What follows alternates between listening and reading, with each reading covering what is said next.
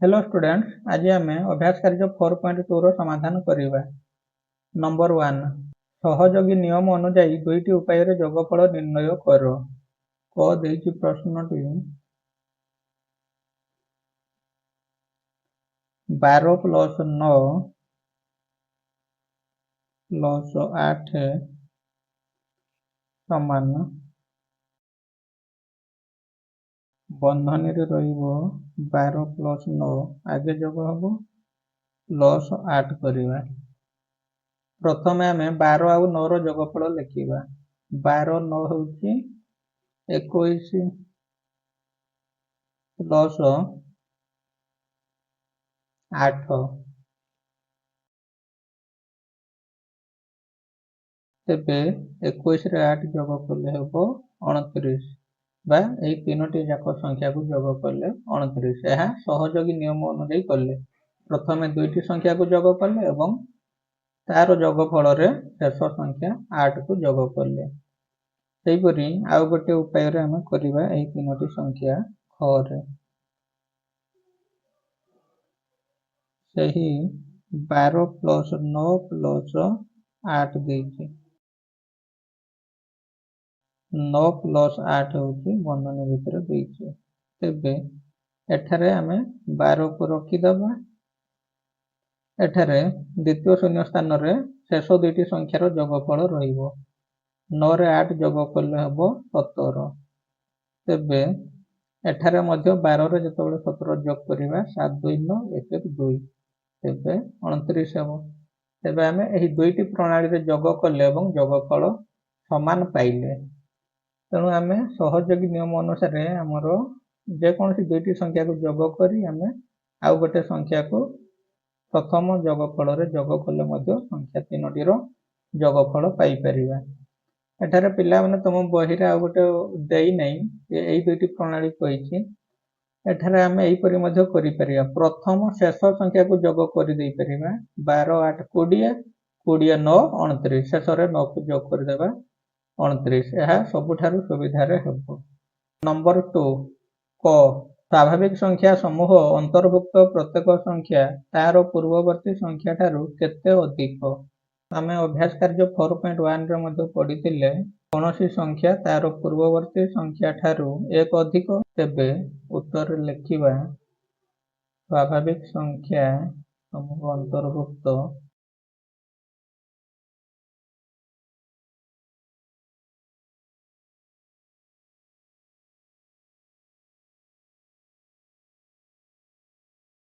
प्रत्येक संख्या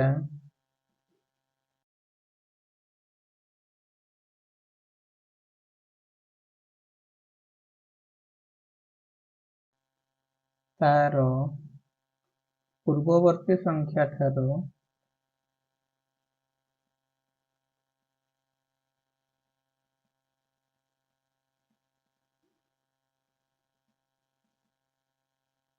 एक अधिक।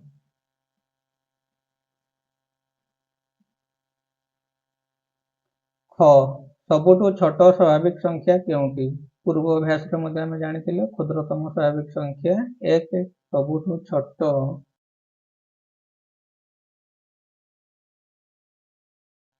स्वाभाविक संख्या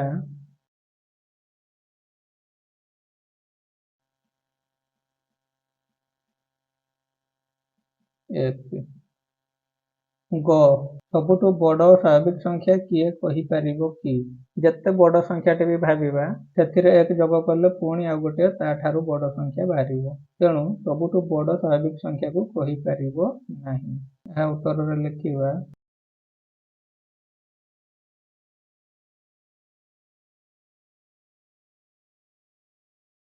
सबुठु बड़ स्वाभाविक संख्या किए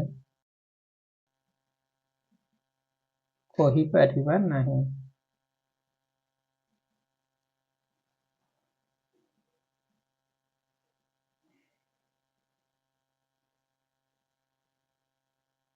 घ खूब बड़ संख्याटीए भाब तार ठीक परवर्ती संख्याटी तुमे भाबिथिबा संख्या ठारू केते बड़।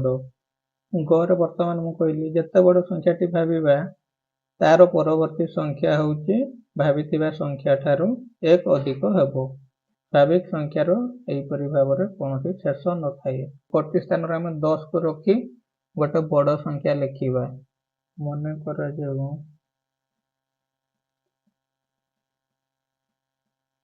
ବଡ଼ ସଂଖ୍ୟାଟିଏ 10 କୋଟି।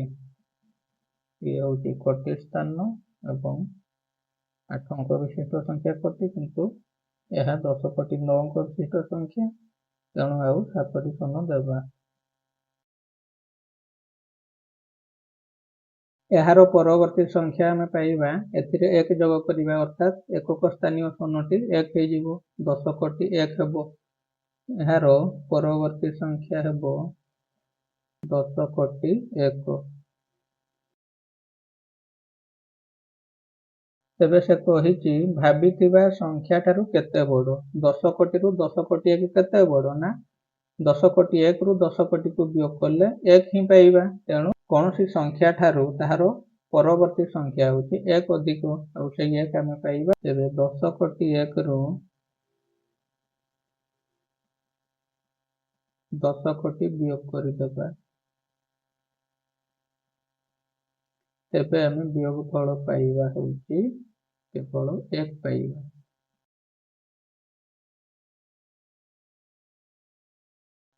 ଠିକ୍ ପରବର୍ତ୍ତୀ ସଂଖ୍ୟାଟି 1 ବଡ଼। ନମ୍ବର 3, 536 ମିଶାଣ 718 ମିଶାଣ 464ର ଯୋଗଫଳ ନିର୍ଣ୍ଣୟ କରିବାକୁ ଦିଆଯାଇଛି। କ୍ରମ ବିନିମୟ ଓ ସହଯୋଗୀ ନିୟମ ପ୍ରୟୋଗ କର ଯେପରି ଯୋଗ କ୍ରିୟାଟି ସହଜ ହେବ। ତେଣୁ ଏଠାରେ ଯୋଗ କ୍ରିୟାଟି କିପରି ଅତି ସହଜରେ କରିପାରିବା ତାକୁ ଆମେ ଲେଖିବା। ତେବେ ପ୍ରଶ୍ନ ଅଛି 536 ମିଶାଣ 718 ମିଶାଣ 464। ତେବେ ଏହାକୁ ଯେତେବେଳେ ଯୋଗ କରିବା, ବହିରେ ତ ତମର ଦେଇଛି ହେଉଛି ପ୍ରଥମ ଦୁଇଟି ସଂଖ୍ୟାକୁ ଆଗେ ଯୋଗ କରିବ, ତାପରେ ଶେଷକୁ ଯୋଗ କରିବ, କିମ୍ବା ଶେଷ ଦୁଇଟିକୁ ଆଗେ ଯୋଗ କରିବ, ତାପରେ ପ୍ରଥମଟିକୁ ଏହାର ଯୋଗଫଳରେ ଯୋଗ କରିବ। କିନ୍ତୁ ଆମେ ଏଠାରେ ଆହୁରି ସହଜ କରିବା ପାଇଁ ଆଉ ଗୋଟେ ପ୍ରଣାଳୀ ମୁଁ କହୁଥିଲି, ତାକୁ ଆମେ ନେଇପାରିବା। ଶେଷରେ ଶୂନ ଯେପରି ହେଇଯାଉଥିବ ସେହିପରି ସଂଖ୍ୟା ଯୋଗ କଲେ ଆମେ ଅତି ସହଜରେ କରିପାରିବା। ଏଠାରେ 536 ମିଶାଣ 464, ଏଠାରେ କ୍ରମକୁ ଆମେ ଚେଞ୍ଜ କଲେ କ୍ରମ ବିନିମୟ ନିୟମ ପାଳନ ହେଲା ଏବଂ ସହଯୋଗୀ ଏହାର ଯୋଗଫଳରେ ଆଉ ଗୋଟିଏ ସଂଖ୍ୟାକୁ ଯୋଗ କରିବା। ଏଠାରେ ଦୁଇଟି ଯାକ ନିୟମ ପାଳନରେ ଯୋଗ ହେଉଛି। ତେଣୁ ଏହି ଦୁଇଟି ସଂଖ୍ୟାରେ ଯେତେବେଳେ ଆମେ ଯୋଗ କରିବା, ଦେଖ 500 400 900, କିନ୍ତୁ ଏଠାରେ 64ରୁ 60, 36ରୁ 30, 60 30 90, 6 4 10, 9 10 100, ଇଏ ହେଇଥିଲା 900, ଇଏ 100, କେତେ ହେଇଗଲା? ନା 1000 ହେଇଗଲା। 1000ରେ ଯେତେବେଳେ 718 ଯୋଗ କରିବା, ତାହେଲେ ଅତି ସହଜରେ ଆମେ କହିପାରିବା 1718। ଏଠାରେ ଆମେ କ୍ରମ ବିନିମୟ ଓ ସହଯୋଗୀ ନିୟମ ପ୍ରୟୋଗ କରି ଯୋଗ କ୍ରିୟାଟି ଅତି ସହଜରେ କରିନେଲେ। ତ ଏହା ହେଉଛି ଆମର ଉତ୍ତର। 4 ନମ୍ବର, ନିମ୍ନ ଯୋଗ କାର୍ଯ୍ୟ ଗୁଡ଼ିକୁ ସହଜ ହେବା ଭଳି ସଂଖ୍ୟା ଗୁଡ଼ିକୁ ସଜାଇ ଯୋଗ କର। ପରେ ଦେଇଛି ତିନୋଟି ସଂଖ୍ୟା 417 ମିଶାଣ 384 ମିଶାଣ 583। ତେବେ ଏଠାରେ ମଧ୍ୟ ଆମେ 7 ଏବଂ 3କୁ ଯୋଗ କରିବା, ପ୍ରଥମ ଏବଂ ଶେଷ ସଂଖ୍ୟା, ଏବଂ ମଝି ସଂଖ୍ୟା 384କୁ ସେହି ଯୋଗଫଳରେ ପୁଣି ଯୋଗ କରିବା। ତେଣୁ ଏଠାରେ 83ରେ 17 ମିଶିଲେ 100, ଇଏ 500 400 900 100, ଏଠାରେ ମଧ୍ୟ ହେଲା 1000। 1000ରେ ଯୋଗ କରିଦେବା 384, ତେବେ ସଂଖ୍ୟାଟି ହେବ 1384। ଉତ୍ତର। ଖ, 2536 ମିଶାଣ 1205 ମିଶାଣ 7464। ତେବେ ଏଠାରେ ଶୂନ ଆସିଲା ଭଳି ସଂଖ୍ୟା ଶେଷରେ 6 ଆଉ 4 6 4 10 ତେଣୁ ଏହି ଦୁଇଟି ସଂଖ୍ୟାକୁ ଆମେ ପ୍ରଥମେ ଲେଖିନେବା 2536 ଯୁକ୍ତ 7464। ଏହି ଦୁଇଟିର ଯୋଗଫଳରେ 1205କୁ ଯୋଗ କରିବା। ତେବେ ଏଠାରେ କେତେ ହେବ ଯୋଗଫଳ 6 4 10 ରୁ 0 ଗଲା 1 7 3 10 ରୁ 0 ଗଲା 1 5 4 9 ସିଏ 1 10 ରୁ 0 ଗଲା 1 7 1 8 8 2 10 10,000 ହେଇଗଲା ଯୁକ୍ତ ଇଏ ହେଉଛି 1205। ତ ଏହାକୁ ମଧ୍ୟ ମୁହେଁ ମୁହେଁ ଆମେ କହିପାରିବା 10,000ରେ 1205 ଯୋଗ କଲେ 11,205। ଏହା ମଧ୍ୟ ଉତ୍ତରଟି ଆମେ ସହଜରେ ପାଇଗଲେ। ସେହିପରି ଗରେ ସଂଖ୍ୟା ତିନୋଟି ଅଛି 654 ମିଶାଣ 333 ମିଶାଣ 346। ଏଠାରେ ମଧ୍ୟ ପ୍ରଥମ ଓ ଶେଷ ସଂଖ୍ୟାକୁ ଯୋଗ କରିବା ପ୍ରଥମେ ତାର ଯୋଗଫଳରେ ଯୋଗ କରିବା 333। ଏହି ଦୁଇଟି ସଂଖ୍ୟାର ଯୋଗଫଳ ହେବ 1000 ପ୍ଲସ୍ 333 ଯୋଗଫଳ ହେବ 1333। 2062 ଏଠାରେ ଚାରୋଟି ସଂଖ୍ୟା ଦେଇଛି 2062 ମିଶାଣ 353 ମିଶାଣ 1438 ମିଶାଣ 547। ଦୁଇଟି ଲେଖାଏଁ ସଂଖ୍ୟା ଏଠାରେ ଆମେ ପ୍ରଥମେ ଯୋଗ କରିବା। 2 ଆଉ 8 ଯୋଗ କଲେ ଶେଷରେ 0 ଆସିଯିବ ତେଣୁ କ୍ରମ ବଦଳେଇକି ଆମେ ପ୍ରଥମ ଆଉ ତୃତୀୟକୁ ଏକା ପାଖରେ ଲେଖିବା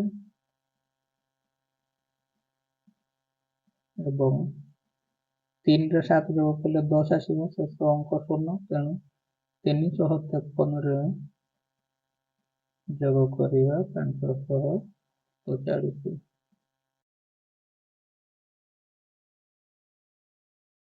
ଏଠାରେ 3500ରେ 900 ଯୋଗ କଲେ ଯୋଗଫଳ ହେବ 4400। ନମ୍ବର 5 ନିମ୍ନ ବିୟୋଗ କଥାଗୁଡ଼ିକୁ ଯୋଗ କଥାରେ ଲେଖ। ବିୟୋଗ କଥାଟି ଅଛି 9 ବିୟୋଗ 5 4। ଏହାକୁ ଯୋଗ କଥାରେ ଲେଖିଲେ ହେବ ଯୋଗରେ ଲେଖିବା ଯେତେବେଳେ ଆମେ 5ରେ 4 ଯୋଗ କଲେ 9 ପାଇବା।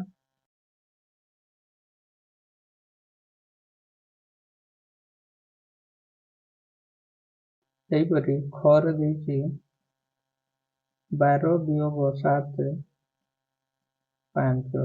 ଏହା ହେଉଛି ବିୟୋଗ କଥା ତେଣୁ ଏହାର ଯୋଗ କଥାଟି ହେବ 7ରେ 5 ଯୋଗ କଲେ 12 ପାଇଯିବା।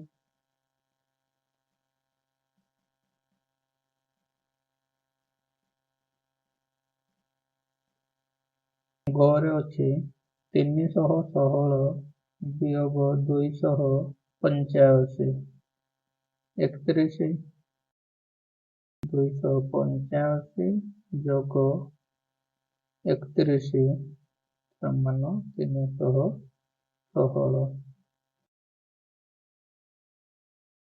ନମ୍ବର 6 ଗୋଟିଏ ଗ୍ରାମର ଲୋକ ସଂଖ୍ୟା 1500 ଯଦି ସେହି ଗ୍ରାମର ପୁରୁଷ ସଂଖ୍ୟା 489 ଓ ମହିଳା ସଂଖ୍ୟା 512 ହୁଏ ତେବେ ପିଲାଙ୍କ ସଂଖ୍ୟା କେତେ? ପୁରୁଷ ମହିଳା ଏବଂ ପିଲାଙ୍କ ସଂଖ୍ୟା ମିଶି 1500 ଅଛି। ପୁରୁଷ ଆଉ ମହିଳା ସଂଖ୍ୟା ଆମକୁ ଜଣା ଅଛି ଅର୍ଥାତ୍ ଏହି ଦୁଇଟି ସଂଖ୍ୟାକୁ ଯୋଗ କରି ଯଦି ଆମେ ସମୁଦାୟ ଲୋକ ସଂଖ୍ୟାରୁ ବିୟୋଗ କରିଦେବା ତେବେ ପିଲାଙ୍କ ସଂଖ୍ୟାଟି ବଳି ପଡ଼ିବ। ତେବେ କଣ କଣ ଦେଇଛି ଆମକୁ ଆଗେ ଲେଖିନେବା। ଗ୍ରାମର ଲୋକ ସଂଖ୍ୟା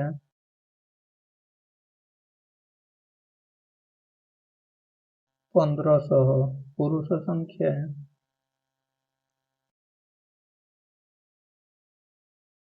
489 ମହିଳା ସଂଖ୍ୟା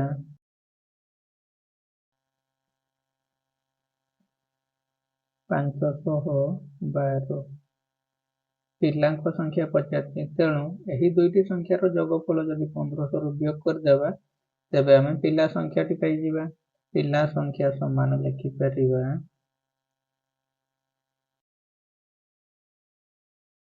ସମୁଦାୟ ଲୋକ ସଂଖ୍ୟା 1500ରୁ ବିୟୋଗ କରିଦେବା ଏହି ଦୁଇଟିର ଯୋଗଫଳ 489 ଯୁକ୍ତ 512 499। ପିଲାଙ୍କ ସଂଖ୍ୟା 499।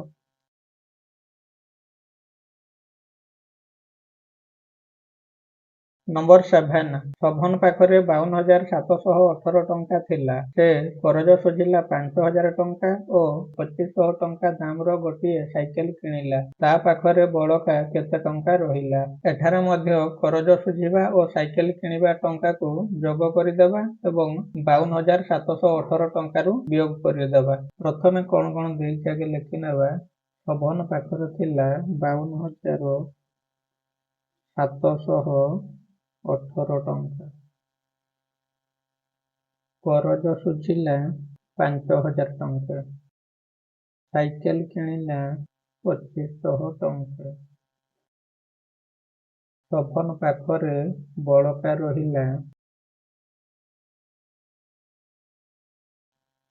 52,718ରୁ ବିୟୋଗ କରିଦେବା ତାର ଯେଉଁ ଖର୍ଚ୍ଚ ହେଇଛି ଯୋଗ କରିକି। ବିୟୋଗ ଯେତେବେଳେ କରିବା 8ରୁ ଶୂନ ଗଲେ 8, 1ରୁ ଶୂନ ଗଲେ 1, 7ରୁ 5 ଗଲେ 2, 2ରୁ 7 ଯିବନି, 1 ଦଶ ଆଣିଲା 12ରୁ 7 ଗଲେ 5, ରହିଛି 4, 45,218 ଟଙ୍କା। ଶୋଭନ ପାଖରେ ବଳକା